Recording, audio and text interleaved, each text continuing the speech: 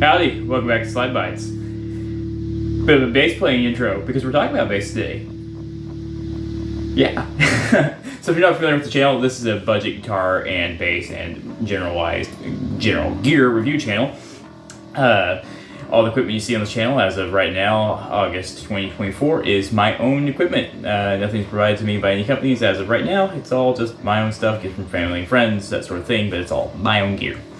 And you know, this caught my eye. I've been wanting to get into the Squier Sonic series a little bit because, as you know, anyone who's watched this channel for very long knows, I am a huge Fender fan, and I have several Squiers. I have a ton of Squier guitars, and I really enjoy them. In general, I tend to like them, and I've been wanting to get into the newer Sonic series, which is a reboot kind of the Bullet series. But then they launched the debut series on Amazon, and I've been really torn on what to do here. I got my eye on something from the Sonic series still that I really want to get on the channel and review, but then I had my eye on this now because this is the lowest price Squier like electric guitar you can get. It's about $120 to $130 whether you get a Strat, which is available here in America. There is a Telecaster I've heard that's available overseas.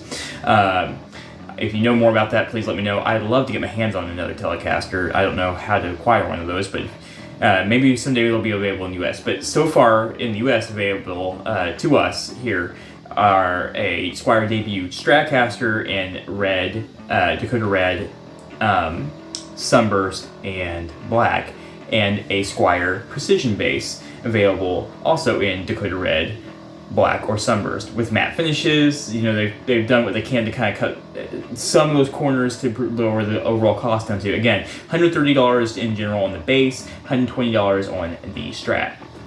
So I wanted to pick one up because this is a very low priced thing, and they're only available on Amazon to compete with all the other budget options out there available to, you know, guitarists right now, because there's a ton of budget options on Amazon. Some of them are really great, some of them not so great. But the thing is, it does cut into the bigger manufacturers, because, you know, if you can get something that looks like, you know, the famous things but at a lower cost, a lot of people are going to do that. So Squier or Fender through Squier has manufactured something to compete in that price bracket. That would be this, or the Strat. This is the Squier Precision Bass, debut Precision Bass, and it is in, I got the Dakota Red version. I really like this. I mean, look at that. It just looks really sharp, really. Honestly, in some lights too, if you get dimmer light, it just looks like something straight out Fallout. Like, this is something in the 1950s era, which makes sense because that's what this is when this was created. You do have to watch the matte finishes because they do show fingerprints and smudges. Mine actually has a little bit, I mentioned this in the unboxing, but if you look, you can see that line there, and there's some other lines in the finish. That's from the cardboard actually storing moisture and leaving lines in this. And granted, that's on my back. It's $130. I don't care. It's not going to bother me. And I've said it before, and I'm going to reiterate in this video, I actually like the matte finish because I hope it wears off and shows some wear and makes it look a little, you know, rough and tumble and beat up. But it occurs naturally. You know, that'd be kind of cool. It's my own wear and everything.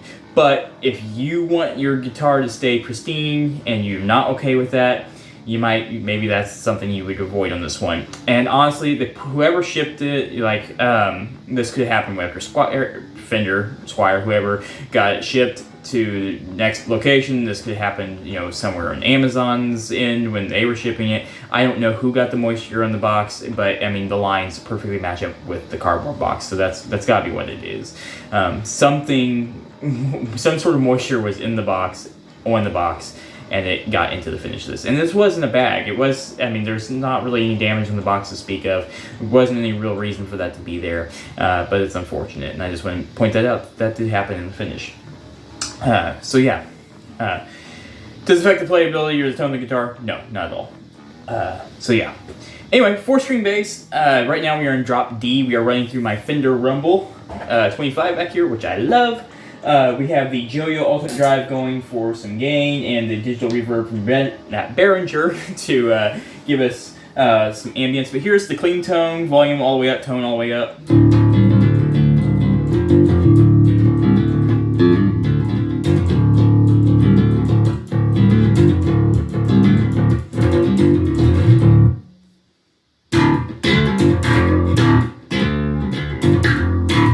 I'm not very good at the pop and slapping, but it is, you know, it sounds great. It sounds like P-bass.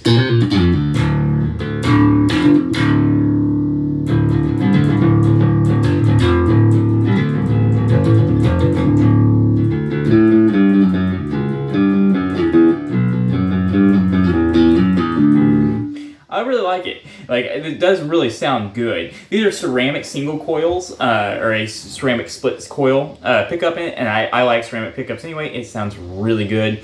You got your typical bridge on this, classic pickguard, pointy fretboard. Frets are nice and really very little sprout on them, very little. Like, I'm not even gonna bother. Honestly, I'll probably just play it in. I'm not even gonna bother. I usually round my edges, but this is honestly pretty nice. It's not bad at all. I like it. No problem. Strings are nice and good, nice and clean, no dirt, grime. My fingers are staying perfectly clean. Sharp contrast to what happened with my Jackson JS22 Dinky that I picked up. Frets feel good. They're not really scratchy or anything. Like, yeah, the fretboard's not overly dry. A little bit, not too bad. Tuning stability has been excellent. I actually haven't even bothered doing it. Like, I don't feel like I need to set it up. Like, it feels good out of the box. It plays great. It sounds really nice. I really am enjoying my time with this thing. Neck is a comfortable C. I don't know exactly what the radius is, but it's a very familiar, if you know a Squier or Fender C-shaped neck, it's a very familiar radius, very familiar carve and feeling to it. It is a 34-inch scale length, so it is a full-size bass. This is a great way to start someone into a full-size bass for $130, and it's from Squier, which is part Fender. Yeah. So far, no issues with the nut here coming loose or anything like that. A lot of plastic on the pickguard, just so you know, and these are on there. Like, I haven't been able to yank those knobs off of there to get all the plastic out, so that's something else I want to point out. But there was just a lot of plastic. Neck is really, honestly, quite well done. It's very, very, very satin, very smooth. Yeah, the only thing I have noticed in the neck, and I want you guys look at this and you tell me what you think this is, because I don't know, and I'm genuinely curious. I want to see what if anyone else can see this. If you can look right there, you can see a little bit of discoloration, and but right through here, a little bit of a line and a dark smudge there. It's not a crack, but it almost looks like there had been one in the original wood that the neck was carved out of. You don't feel anything there. It's just something you can kind of see. Like, maybe it was maybe worm, a wood worm of some sort, or something in the wood naturally itself. It's just an odd, darker spot. If you guys know what that is, or you think it's something I should be concerned about, let me know. So far, it hasn't affected anything. Again, I don't feel it. It's not a split or a crack or anything. It's almost like a little oddity in the wood, which I don't care. It doesn't bother me any, and I mean, it plays great. So yeah, Laurel fretboard. I don't know if I said that or not. Traditional perloid fret markers, everything on truss rod. You do have a truss rod on this. Very simplistic, one pickup, 4 strings, 1 volume, 1 tone knob. Let's go ahead and give you some tones. Yeah, let's roll the tone knob all the way off.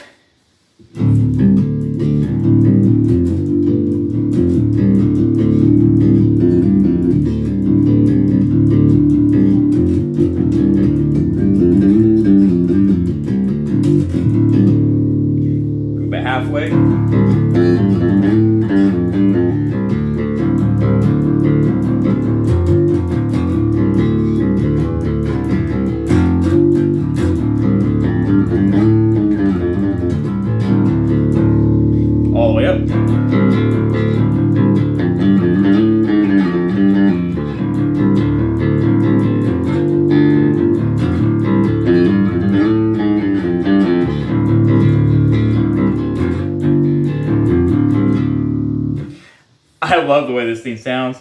Volume roll off just a little bit.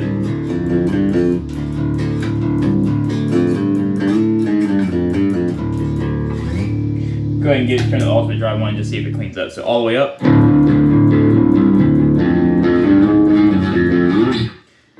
Try that again.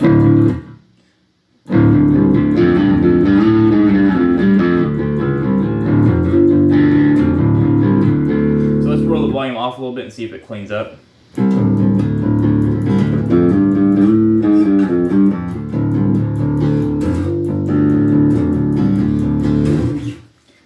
Yeah, it does.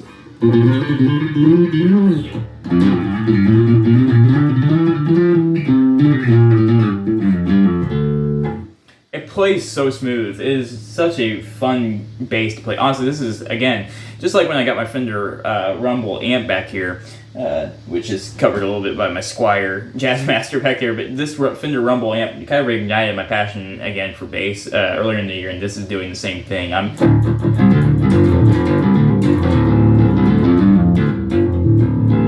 I really like this thing. Like, it sounds so good. And you know, I don't know why I waited so long to get a precision bass. I've always wanted one. I started off with a Hondo 2 copy of a precision bass, but it had a miniature humbucker. Honestly, it wasn't a bad sounding guitar, but the pickup fell out of the front of it, and it just was starting to really fall apart over time. Gouges and chunks missing out of the wood everywhere. It was already old, and yeah. Anyway, so I don't have that guitar anymore.